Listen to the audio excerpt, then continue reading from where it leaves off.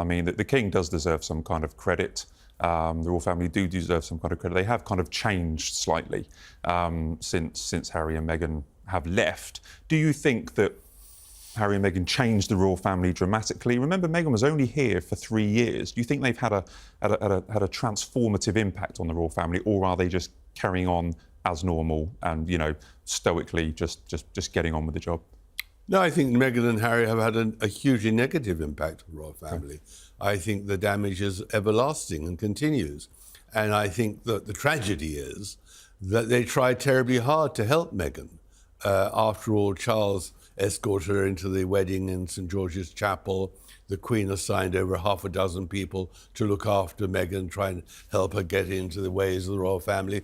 But they could never win. We know now in hindsight that Meghan never really intended to stay. Her guest list to her wedding showed her real ambition was to be a star in California. And Harry's friends were excluded from the guest list in the evening, from the dinner. So we know that the agenda was something which the royal family could never really get to grips with. And that's why their reaction once the assault came through the Oprah Winfrey and through Netflix interviews was lame and self-defeating. They should have been far more aggressive in their response to assert their own credibility.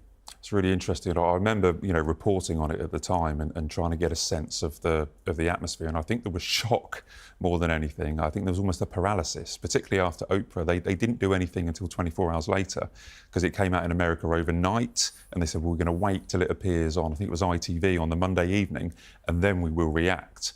There was like a collective kind of palace, deep intake of breath. It was like, what on earth are we dealing with here? But well, it's 3 years on now, or 4 years on now. I mean, do you think we've got over the Harry and Meghan show in the UK? Do you think we've moved on? No, because after that was the publication of Spare, Harry's biography, which peddled even more lies and more trouble, and was, of course, again, a worldwide bestseller, because until then, the world was fascinated that two royals could be so disloyal and treacherous. They'd never had that in their lifetimes before. I think there's a waning interest in them now. People are beginning to see the truth, which I exposed 2 years ago in my book, Revenge. I mean, the truth about them is they are narcissistic and intent on self-glorification to profit from their notoriety.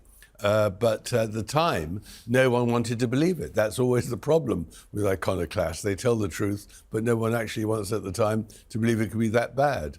Well, people have heard what they've had to say. So the last 4 or 5 years, you know, through Spare, through Netflix, on Oprah, people have listened to what they have to say, and some, you know, a lot of people their popularity has gone down since they've told their story.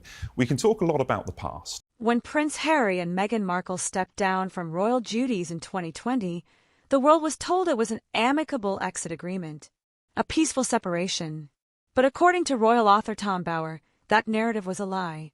Far from peacefully transitioning into private life, Harry and Meghan have spent the years since tearing down the institution they once represented. BOWER says they didn't just break the deal, they obliterated it. At the core of the original Megxit agreement was a mutual understanding. Harry and Meghan could pursue personal projects, but they would maintain respect for the monarchy. They would stop using their royal roles for profit. And most importantly, they would keep family matters private. But what did they do instead? Interviews, documentaries, a tell-all memoir, all packed with damaging revelations. OK, we can talk a lot about the failures at the palace, or the problems or the mistakes that Harry and Meghan committed or deliberately inflicted on the royal family. Where do they go now? Where, in 4 or 5 years' time, if we're sitting down here talking about Harry and Meghan again, and Thomas Markle, and Harry and Meghan's relationship with the royal family, where are we going to be? What's the future for the Sussexes? Well, the future of the Sussexes, I think, is pretty grim. I think that they're on a permanent decline. But they will, whenever they need money, whenever they need publicity to stoke their reputation, they'll drop another little bomb. I mean, we're still waiting, of course, for Meghan's own autobiography, which I'm sure she is penning. She is a good writer, and it'll be filled with vitriol and filled with lies. I mean, she will not tell the truth because she wants sensational headlines. That is the ultimate weapon she can deploy. But I just think that the royal family at the moment here in London is a bit sad. I mean, the illnesses, of course, have undermined their attraction, undermined their visibility. And that, of course, what grieves me most is, of course, that pleases Meghan and Harry. They are the epitome of good health.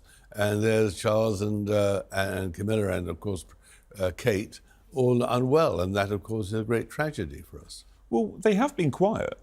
I mean, I don't remember Meghan saying anything for months and months and months, possibly last year, maybe. I mean, she's been incredibly quiet. Can we give them some kind of credit here? Have they reined in their attacks because they understand that the King and Princess of Wales are seriously unwell? No, I don't think so at all. I think that she's allowed Harry to make the running. I mean, she is reserving herself for her autobiography. It's much better for her to be seen as the silent princess or duchess, the silent weapon in reserve. I mean, Harry, after all, has said some pretty unfortunate things when he came across and didn't see his father on his way to Nigeria. But Nigeria said it all. The visit to Nigeria, you didn't need words from Meghan to say what it was all about. It was about, we are the royal family in a Commonwealth country, the most important probably in Africa. And that said it all. It was a brilliant coup. Put the British royal family, our royal family, into a very, very difficult position, intentionally so. And that unfortunate occurrence is, again, the palace should never have agreed. They should have lobbied the Nigerians not to allow the Sussexes to come, because, of course, they were upstaged in a vitally important Commonwealth country. So spinning it forward, are you concerned? Because I'm led to believe that they will do more of these trips. You know, this suited them because I was at the Invictus Games last September and the Nigerian Defence Minister turned up and he sat at the front with Harry and Meghan. I think this is where it all started, their trip to Nigeria, because Meghan had said she was a certain percentage Nigerian heritage. What are the pitfalls that they could fall in? Or what's the problems they can cause to the royal family if they end up having more royal tours around the world? Tom BOWER says this wasn't a departure. It was a declaration of war. And the damage? BOWER doesn't mince words. It's everlasting. From accusations of racism to public portrayals of emotional neglect, the Sussexes have eroded public trust in the monarchy. They've painted the royal family as cold, outdated, and even abusive, without providing real evidence. The result? A younger generation that questions the very legitimacy of the crown, and a royal family that may never fully recover. One of BOWER's sharpest criticisms is that Harry and Meghan used their royal status to build a global media empire, all while claiming they wanted privacy. From multi-million-dollar Netflix and Spotify deals to public speeches and branding campaigns. Well, of course they will, as the royal family, because of Charles's and Kate's illnesses, are unable to travel as much as they would like, or travel at all. The presence of Meghan and Harry in Commonwealth countries will be absolutely damaging to the royal family. And that, of course, is a serious problem because, after all, Anne can't travel and, William rightly feels he should be with his own children and wife. So it's very difficult. The only question is whether the British Foreign Office and number 10 can persuade Commonwealth countries not to host Meghan and Harry because it's damaging. In what way is it damaging, Tom? Well, it's damaging because they appear as royals. They appear as representatives of the British royal family, and they're like not. a rival royal court. So exactly, and they're not. They are doing it for their own self-promotion, to profit from their association with the royal family, the same royal family who they deserted and have humiliated and have damaged. And that's the problem, that Meghan delights in this. But what's interesting is that she's really so unpopular. Despite her unpopularity in America now, and obviously in England, she still manages always to create, understandably, a furor when she travels. And that is her intention, because she loves the spotlight. Everything is geared to her self-promotion.